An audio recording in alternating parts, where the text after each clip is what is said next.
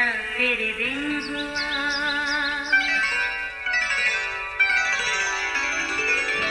नया फिर दिन हुआ, पुरानी रात का करे सो शुक्र हम खुदा की जात का, खुदा की जात का नया फिर दिन हुआ।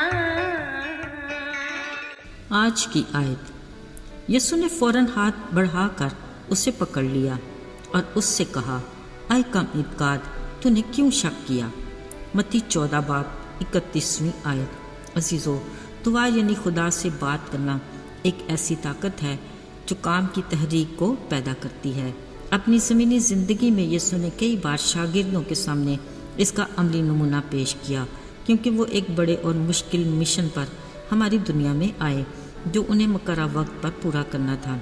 अगरचे वो कामिल इंसान के रूप में दुनिया में आए, मगर उन्होंने कभी भी इलाही इख्तियार या कुव्वत को इस्तेमाल नहीं किया था, बल्कि हर काम शुरू करने से पहले उन्होंने हमेशा आसमानी बाप से मदद के लिए अपना ज़्यादा से ज़्यादा वक्त तन्हाई में दुआ में गुजारा।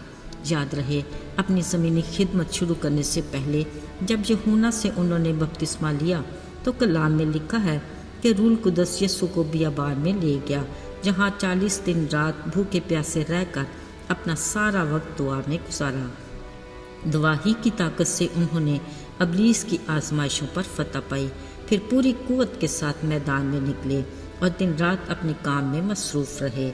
जब शागिर्दों को चुना तो दुआ की, मोजज़ात दिखाए तो दुआ की, और फिर अपने साथ जुड़ी लोगों की बड़ी भीड़ को तालीम देते और खाना खिलाते वक्त भी दुआ की। अजीज़ों, आज भी हस्बे मामूल लोगों को अपनी तरफ आते देखकर उन्होंने शागिर्दों को कश्ती में सवार होकर अपने से पहले पार जाने को कहा। असल में तन्हा वो अपना कुछ वक्त दुआ में गुजारना चाहते थे। वो अक्सर लोगों को तालीम देने का दर्स ऐन वक्त पर उनकी ज़रूरत के मुताबिक देते और एक माहिर उस्ताद की तरह वो उन्हें मुतमईन करके ही घर को भेजते। फिर जैसे ही उन्होंने लोगों को रुखसत किया, खुद तन्हा दुआ के लिए पहाड़ पर चढ़ गए। अब तक काफ़ी शाम हो चुकी थी। वो अकेले खड़े आसपास का जायज़ा लेने लगे। लोग भी जा चुके थे। उन्होंने देखा शागिर्दों की कश्ती बीच झील डगमगा रही है। यकीनन हवा मुखालिफ थी। अब उन्हें तो हर हाल में अपने शागिर्दों के पास पहुंचना ही था। ये रात का चौथा पहर था, लिहाजा उन्होंने कश्ती तक पहुंचने के लिए झील पर ही चलना शुरू कर दिया। जब वो कश्ती के करीब पहुंचे तो अचानक शागिर्दों की नज़र पड़ गई। वो किसी को पानी के ऊपर खुश्क ज़मीन की तरह चलते देखकर खौफसदा हो गए और भूत भूत कहकर चिल्लाने लगे। यीशु ने फ़ौरन उन्हें तसल्ली दी और कहा, खातर जमा रखो, मैं हूँ, डरो मत। उसी वक्त जो शीला पतरस, जो हर वक्त कुछ नया और मुनफरद करने की कोशिश में रहता, फ़ौरन बोल उठा, ऐ खुदावंद, अगर तू है तो मुझे हुक्म दे कि पानी पर चलकर तेरे पास आऊँ। यीशु ने कहा, आ। मज़े की बात, पतरस कश्ती से उतरकर यीशु के पास जाने के लिए पानी पर चलने लगा। फिर जैसे ही निगाह यीशु से हटकर पानी पर पड़ी, हवा से डोलती लहरों को देखकर डर गया और फिर डर गालिब आया तो डूबने लगा और चला उठा, आए खुदावंद, मुझे बचा। उसने अपने हाथ यीशु की तरफ बढ़ाए। यीशु ने फ़ौरन हाथ पकड़ा और कहा, आए कम इत्काद, तूने क्यों शक किया। फिर जैसे ही यीशु का हमरा पतरस का कश्ती पर चढ़ना था कि हवा थम गई। अब कश्ती पुरसुकून लहरों पर तैर रही थी। अजीज़ों, मुखालिफ हवा में उछलती बहती लहरों से टकराती कश्ती अब हैरत अंगेज़ तौर पर शागिर्दों के कंट्रोल में थी। फिर जैसे ही वजह समझ में आई, फ़ौरन ही सब यीशु के कदमों पर गिरकर सदा करके कहने लगे, यकीनन तू खुदा का बेटा है। सोचने की बात तो ये है कि इतने बड़े बड़े मोजज़ात और चंद रोटियों और मछलियों से हज़ारों को सैर करते हुए देखने के बाद भी हर वक्त साथ रहने वाले शागिर्द अभी भी कम इत्कादी की कैफियत का शिकार थे। मगर कुछ देर पहले जब यीशु को पानी पर चलते और हवा को थमते साकिन लहरों पर चलती कश्ती को देखा तो बोल उठे, यकीनन तू खुदा का बेटा है। अजीज़ों, आज हमारी भी यही कैफियत है।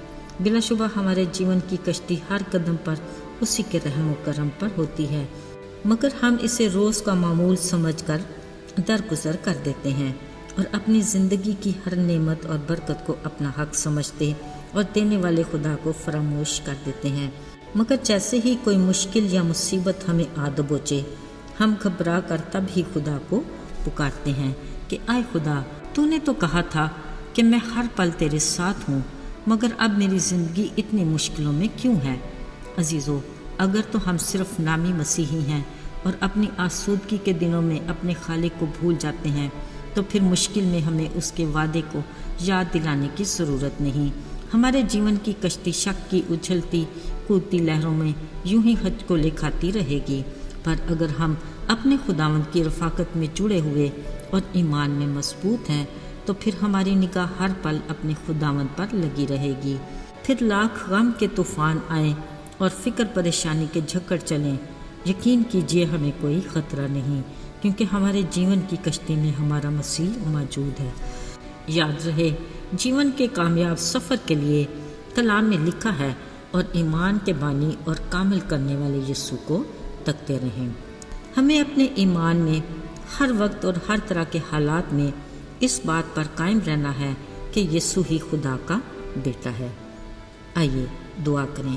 اے آسمانی باپ خداوند، ہم تیرے بے پناہ پیار کے لیے شکر گزار ہیں کہ تو نے اپنے اکلوتے بیٹے کی قربانی دے کر ہمیں گناہ کی دلدل سے نکالا اور ابدی زندگی کا وارث بنایا۔ التجا ہے، ہمیں ہر روز ایمان کی مضبوطی عطا کر تاکہ ہمارے جیون کی کشتی کبھی ڈگمگانے نہ پائے۔ یسوع کے مبارک اور جلالی نام میں آمین۔